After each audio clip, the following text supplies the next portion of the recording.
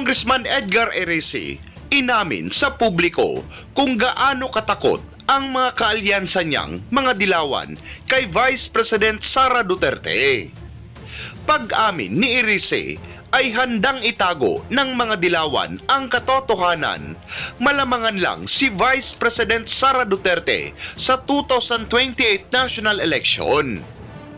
Pero bago ang lahat, mag-subscribe na sa aking YouTube channel at i-click na rin ang notification bell para updated ka sa mga bagong balita sa ating bansa.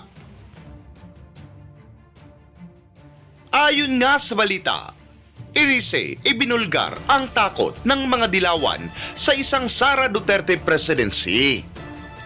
Naglabas ng matapang na pahayag si House Deputy Minority Leader Congressman Edgar Eresi matapos niyang igiit na ang ilang miyembro ng civil society at mga kalyado niyang dilawan ay inuuna umano ang takot sa posibilidad ng isang Sara Duterte presidency.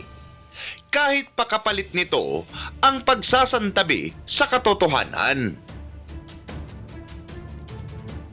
Ayon kay Eresi, dahil sa pangamba sa posibleng pamumuno ni VP Sara, may mga sektor na umano'y handang isakripisyo ang prinsipyo at pagiging patas sa pagtalakay ng mga isyu, lalo na sa usapin ng umano'y korupsyon sa gobyerno. Sa isang press conference, diritsahang sinabi ni Eresi, "Maski kasama ko sa civil society at mga kasama ko sa dilawan, they are so afraid of Sara Duterte presidency that they would rather sacrifice the truth."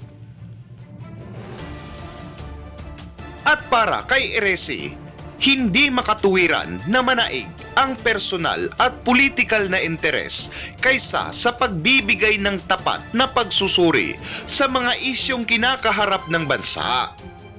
Aniya, dapat unahin ang katotohanan kaysa sa propaganda upang hindi malinlang ang publiko.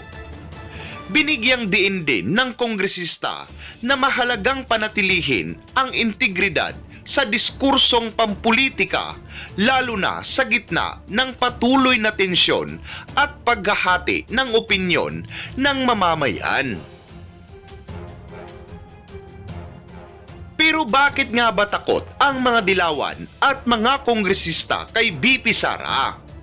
Narito ang dahilan. Bakit karamihan sa mga congressman ay takot kay Sara na maupo bilang Pangulo? Una, nalaman ni Sara ang kanilang baho na sa bawat budget na binibigay sa isang opisina ay binabawasan ng mga congressman.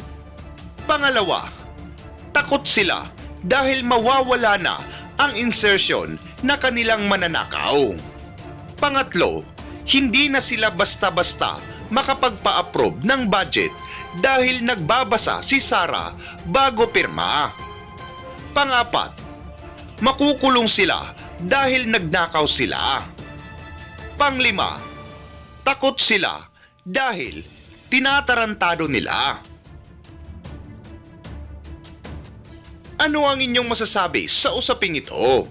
Mag-comment lamang sa baba at maraming salamat sa panunood.